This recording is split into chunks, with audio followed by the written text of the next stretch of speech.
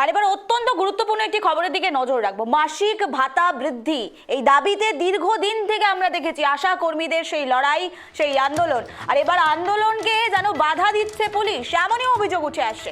অর্থাৎ আমরা কথা বলছি পশ্চিমবঙ্গের বিভিন্ন জেলায়, যেখানে আশা কর্মীরা তারা আন্দোলনের পথে হাঁটছিলেন, স্বাস্থ্য ভবন অভিযানের পথে হাঁটছিলেন, আর সেখানেই বাধা। কখনো মালদায়, কখনো বসিরহাট, কখনো আসানসোল, কখনো রায়গঞ্জ, একাধিক জায়গায় বাধা দেওয়া হচ্ছে পুলিশের পক্ষ থেকে। অর্থাৎ রাজ্য জুড়ে আশা কর্মীদের বিরুদ্ধে যেন ধরপাকড় অভিযান এবার পুলিশের। প্রশাসনিক কড়াকড়িতে জেলায় জেলায় আশা কর্মীদের ধরপাকড় করা হচ্ছে। কোথাও গাড়িতে তোলা হচ্ছে, কোথাও বাসে উঠতে বাধা দেওয়া হচ্ছে, কোথাও বা ট্রেনে। এই স্বাস্থ্য ভবন অভিযান ঘিরে যেন ধুন্ধুমার পরিস্থিতি সৃষ্টি হয়েছে এবার গোটা রাজ্য জুড়ে। প্রশাসনিক কড়াকড়ি, জেলায় জেলায় আশা কর্মীদের আটক করা হচ্ছে। অত্যন্ত একটি গুরুত্বপূর্ণ খবর। আশা কর্মীরা যারা সাধারণ মানুষকে পরিষেবা দেয়, স্বাস্থ্য পরিষেবা, সেই আশা কর্মীদের এবার আটক, হেনস্থা করা হচ্ছে এমনই অভিযোগ। ট্রেনে উঠতে বাধা দেওয়া হচ্ছে তাদের। এমনকি আশা কর্মীরা তারা নিজেরা তাদের আশা কর্মীদের যে ড্রেস হয় বা যা পোশাক হয় সেই পোশাক বদল করে তারা ট্রেনে উঠছে, এমনও কিন্তু ঘটনা উঠে আসছে। এই মুহূর্তে আমরা আরো বিস্তারিত জানবো। আমাদের প্রতিনিধিরা প্রায় বিভিন্ন জেলা, পশ্চিমবঙ্গের বিভিন্ন জেলা থেকে রয়েছেন, তাদের সঙ্গে একবার পরিচয় করাবো এবং তাদের সঙ্গে কথা বলবো। প্রথমেই চলে যাব মালদায় রুহুলের কাছে। রুহুল, জানতে চাইবো এই মুহূর্তে মালদার কি পরিস্থিতি, মালদায় কতটা উত্তপ্ত এলাকা, আশা কর্মীদের কিভাবে বাধা দেওয়া হচ্ছে? রুহুল। দেখো নিবেদিতা, আজ 21শে জানুয়ারি, আজকে কিন্তু রাজ্য স্বাস্থ্য ভবনে কিন্তু আশা কর্মীদের আজকে বিক্ষোভ কর্মসূচি ছিল। তাদের বেতন বৃদ্ধি এবং তাদের যে স্বাস্থ্য পরিকাঠামোর যে তাদের যে একটা কার্ড, সেই কার্ড করার যে একটা দাবি তুলেছিলেন তারা। এবং মূলত এই আশা কর্মীরা গ্রামের বিভিন্ন এলাকায় কিন্তু ঘোরেন এবং ঘুরে ঘুরে মানুষকে সচেতনতা একটা বার্তা দেন এবং সেখানে গিয়ে তারা যে স্বাস্থ্য পরিষেবার যে সতর্ককরণ এবং রাজ্য সরকারের বিভিন্ন ক্ষেত্রে দেখা দিয়েছে। কোভিড এর সময় আমরা যেটা দেখেছিলাম যে এই আশা কর্মীরা একেবারে সক্রিয় ছিল এবং তারা কিভাবে মাস্ক ব্যবহার করতে হবে, স্যানিটাইজেশন কিভাবে রাখতে হবে, তার পাশাপাশি প্রসূতি যারা মায়েরা রয়েছে, যারা গর্ভবতী রয়েছে, তাদেরকে কিভাবে পরিষ্কার পরিচ্ছন্নতা রাখতে হবে এবং গ্রামীণ যে একটা চিকিৎসকের কাজ এই আশা কর্মীরাদের মাধ্যমেই কিন্তু রাজ্য সরকার করেন। এবং এই আশা কর্মীরা দীর্ঘ প্রায় কয়েক কিলোমিটার সাইকেল চালিয়ে বিভিন্ন প্রত্যন্ত গ্রামীণ এলাকায় কিন্তু যান এবং সেখানে গিয়ে মানুষকে সচেতনতা করেন, স্বাস্থ্য শিবির আয়োজন করেন এবং বিভিন্ন টিকা কেন্দ্রেও তারা কিন্তু কাজ করেন। অর্থাৎ যে নার্সের কাজ, সেই কাজটাও কিন্তু আশা কর্মীরা করেন এবং এই যে কাজগুলি, সেই কাজের ভিত্তিতেই তারা কিন্তু একটা দাবি তুলেছিলেন যে ন্যূনতম একটা মাসিক যে বেতন, সেই বেতন তাদেরকে দিতে হবে, অর্থাৎ 15,000 থেকে 20,000 টাকার মধ্যে। এবং এই আশা কর্মীদের হেলথ স্কিমে আওতায় নিয়ে আসতে হবে, কারণ বিভিন্ন জায়গায় যে সমস্ত ভাইরাস যখন প্রলয় দেখা দিচ্ছে গোটা ভারতবর্ষ জুড়ে এবং মহামারী দেখা দিচ্ছে বিশ্বজুড়ে, সেই জায়গায় দাঁড়িয়ে এই আশা কর্মীরাই কিন্তু প্রত্যন্ত গ্রামীণ এলাকায় কিন্তু চিকিৎসকের যে ভূমিকা, সেই ভূমিকা কিন্তু অত্যন্ত গুরুত্ব সহকারে পালন করে। এবং তোমাকে জানাবো, যেখানে রাজ্য সরকার বারংবার অভিযোগ করে যে কেন্দ্র সরকার যেখানে সিবিআই, ইডি দিয়ে রাজ্য সরকারের বিভিন্ন কাজকে কিন্তু থমকে দেওয়ার একটা প্রচেষ্টা করছে, সেই জায়গায় দাঁড়িয়ে রাজ্য সরকারের যে পুলিশ অর্থাৎ পশ্চিমবঙ্গ পুলিশ, তারাও কিন্তু কোথাও আন্দোলনকে থমকে দেওয়ার একটা প্রচেষ্টা শুরু করেছে। বিভিন্ন ক্ষেত্রে দেখা দিয়েছে পশ্চিমবাংলা জুড়ে, সেখানে আশা কর্মী থেকে শুরু করে শিক্ষক আন্দোলন থেকে শুরু করে আমরা দেখেছি বিগত দিনে বিভিন্ন জায়গায় কোনো কিছু করতে গেলে রাজ্যই, কোথাও আন্দোলন করতে গেলে রাজ্যর পুলিশ কিন্তু সেই আন্দোলনকে থমকে দেওয়ার একটা চেষ্টা করছে, কোথাও গণতন্ত্র গলারোধ করার চেষ্টা করছে বলে অভিযোগ করছেন আশা কর্মীরা। এবং গতকাল রাতের যে ছবিটা, অর্থাৎ মালদা টাউন স্টেশন, যে স্টেশনে ভারতের প্রধানমন্ত্রী নরেন্দ্র মোদী এসেছিলেন এবং সেখান থেকে ভারতের প্রথম Vande Bharat AC sleeper train উদ্বোধন হয়েছিল, সেই মালদা টাউন স্টেশন কিন্তু সাক্ষী থাকলো যে আন্দোলনের যে মুখ, অর্থাৎ যারা আশা কর্মী তারা কিন্তু গৌড় মালদা যে এক্সপ্রেস রয়েছে, সেই এক্সপ্রেসে করে কলকাতা যাচ্ছিলেন এবং সেখানে তাদেরকে কিন্তু রেল রুহুল, তুমি সঙ্গে থাকো, তোমার সঙ্গে আবারও আসবো, তোমার কাছে আবারও আসবো। এবার আমরা চলে যাব শিয়ালদার দিকে, নজর রাখবো, যেখানে সুকৃতি এই মুহূর্তে রয়েছে। সুকৃতি, আমরা জেলার দৃশ্য তো দেখাচ্ছি, যেখানে জেলা থেকে কলকাতা যাওয়ার পথে আটকে দেওয়া হচ্ছে আশা কর্মীদের, সেখানে কলকাতার দৃশ্য কি, কলকাতা থেকে কি উঠে আসছে সুকৃতি?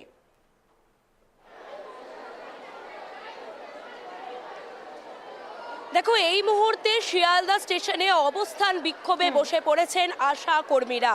তাদের দাবি যতক্ষণ না পূরণ না হচ্ছে তারা এখানেই বসে থাকবেন। তার কারণ আজকে তাদের স্বাস্থ্য ভবন অভিযান ছিল, বিভিন্ন যে তাদের দাবিগুলোকে সামনে নিয়েই তারা আজকে স্বাস্থ্য ভবন অভিযান করবেন বলেছিলেন। 12:30টার সময় তাদের এই কর্মসূচি ছিল, কিন্তু উত্তরবঙ্গের বিভিন্ন জেলা থেকে তারা আগত। তাদেরকে শিয়ালদা স্টেশনে তারা পৌঁছতেই তাদেরকে এইভাবে আটকে দেওয়া হয়েছে এবং এইভাবে একাধিক আশা কর্মী তারা এখানে বসে রয়েছেন। তারা স্লোগান দিচ্ছেন বারবার এবং তাদের যে দাবি ভাতা বৃদ্ধি, মাতৃকালীন ছুটি সহ বেশ কয়েক দফা দাবি নিয়ে স্বাস্থ্য সচিবের সঙ্গে বৈঠক করার কথা আশা কর্মীদের আজকে ছিল। তাদের ডেপুটেশন জমা দেওয়ারও আজকে কথা ছিল, কিন্তু শেষ পর্যন্ত সেই বৈঠক হয় কিনা সেটাই এখন দেখার। 29 দিন ধরে কর্মবিরতি করছেন তারা। সকাল থেকেই স্বাস্থ্য ভবনে আসার পথে দিকে দিকে পুলিশ তাদের বাধা দেয়। তারা কি বলছেন, তাদের কি অভিযোগ রয়েছে বা কি দাবি রয়েছে আমাদের দর্শকদের তুলে ধরার জন্য।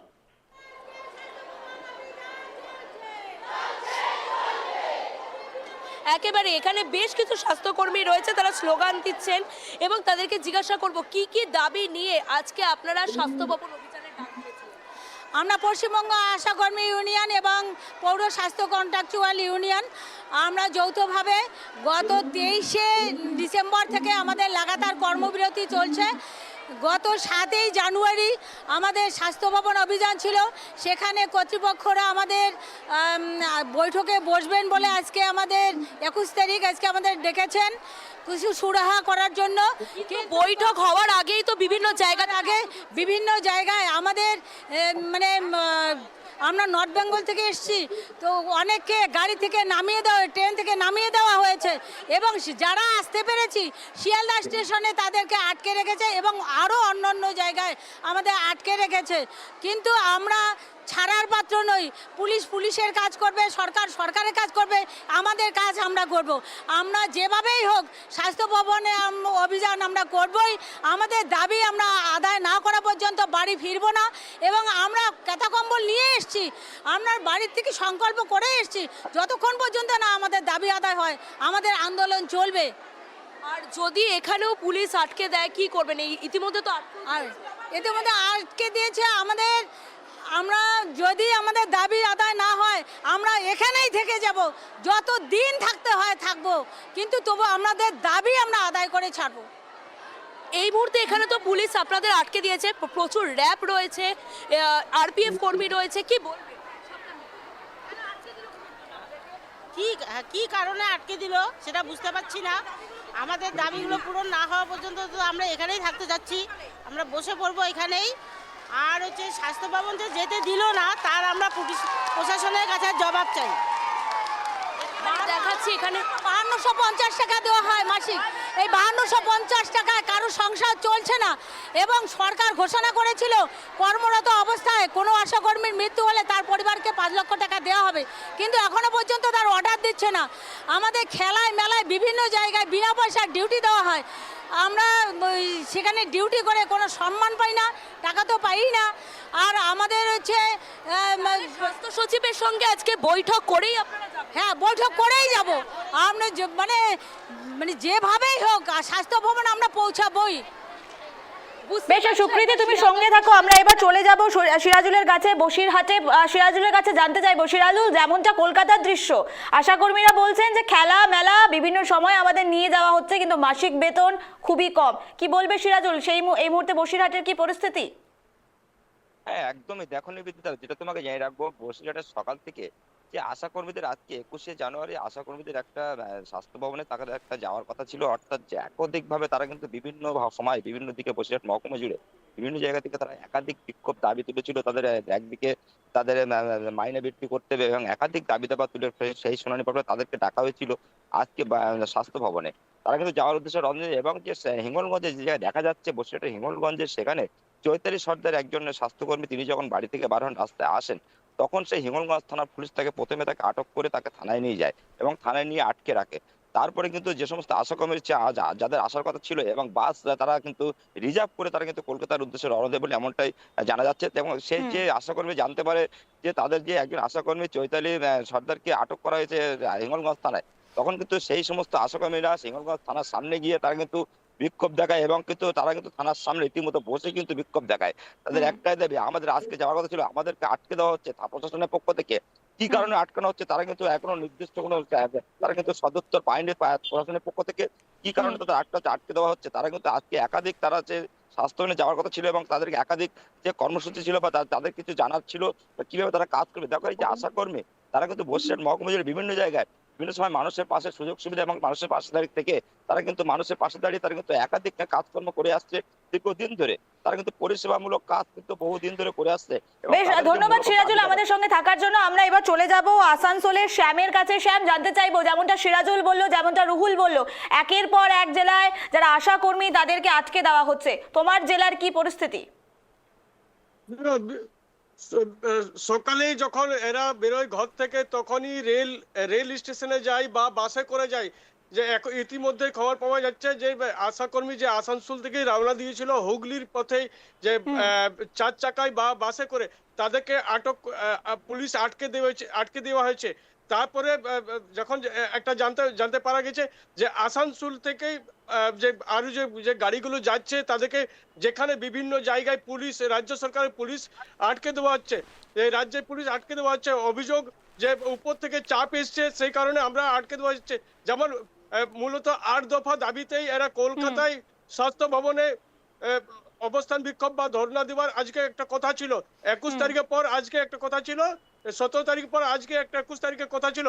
সেই কথা অনুযায়ী আজকে তো সকাল থেকে রওনা দেয়। যেমন রানীগঞ্জ স্টেশনে যখন 85 জন স্বাস্থ্যকর্মী যখন এখানে স্টেশনের কাছে পৌঁছায়, তখনই ওদেরকে রাজ্য পুলিশে আটকে দেয়। আটকে দেওয়ার পরে ওরা বলে যে না, যে আপনাদেরকে যেতে দেওয়া যাবে না, উপর থেকে চাপ রয়েছে। কিন্তু বেশ কিছু লোকজনকে আগে বলে, বেশ কিছু কর্মীদেরকে আগে বলে যে টিকিট কাটতে হবে, বিনা টিকিটে যাওয়া যাবে না। ব্যাচ ফ্যাচ দেখিয়েও কোনো কিছু লাভ হয়নি। তখন অর্ধেক যে বেশ, শ্যাম সঙ্গে থাকো। এবার আমরা কথা বলবো কৌশিকের সঙ্গে, দুর্গাপুর থেকে রয়েছে কৌশিক। কৌশিক, জানতে চাইবো যে দফায় দফায় উত্তপ্ত হচ্ছে রাজ্যের একাধিক জেলা, একাধিক দাবি দাওয়ার তুলে ধরা হচ্ছে আশাকর্মীদের পক্ষ থেকে। এই মুহূর্তে দুর্গাপুরের কি দৃশ্য উঠে আসছে কৌশিক? দেখো, তোমাকে আপডেট করি। দুর্গাপুরে সকাল থেকেই কিন্তু চলছিল আশাকর্মীদের ধরপাকড়ের ঘটনা। অন্ডাল স্টেশনে যেটা আমরা দেখতে পাই সকালবেলায়, সেখানে কিন্তু আশাকর্মীরা যখন জড়ো হয় তখন সেখানে প্রশাসনের তরফ থেকে, পুলিশের তরফ থেকে তাদেরকে বাধা দেওয়া হয় ট্রেনে চাপতে, এরকমটাই অভিযোগ করা হচ্ছে। পাশাপাশি দুর্গাপুর স্টেশনেও কিন্তু একই ছবি ধরা পড়ে। তারপরে যেটা তোমাকে আপডেট আমি দিতে চাই যে আশাকর্মীরা দাবি করছে যে তাদের 25 থেকে 30 জন সদস্য, তাদেরকে কিন্তু পুলিশ আটক করে রেখেছে। পুলিশ তুলে নিয়ে গেছে স্টেশন থেকে, অন্ডাল স্টেশন থেকে তুলে নিয়ে গেছে। পাশাপাশি এখন যেটা আপডেট আরেকটা, সেটা হচ্ছে এটাতে কিন্তু রাজনৈতিক রং লেগে গেছে। দুর্গাপুর পশ্চিম বিধানসভা কেন্দ্রের বিজেপি বিধায়ক লক্ষণ ঘোরই এই যে আশাকর্মী তাদের সাথে স্টেশনে দেখা করতে গেছেন এবং তাদেরকে আশ্বস্ত করছে তাদের যে দাবি, সে দাবি সম্পর্কে তিনি কিন্তু সোচ্চার হচ্ছেন। তিনি কিন্তু সংবাদ মাধ্যমের কাছে বক্তব্য রাখছেন। তার বক্তব্য হচ্ছে যে রাজ্য সরকার যেভাবে আশাকর্মীদের উপর অবিচার করছে, তাদের যে একাধিক দাবি আছে সেই দাবিগুলো মানতে চাইছে না, সেটা কিন্তু একটা স্বৈরাচারী মনোভাবেরই প্রকাশ পাচ্ছে রাজ্য সরকারের।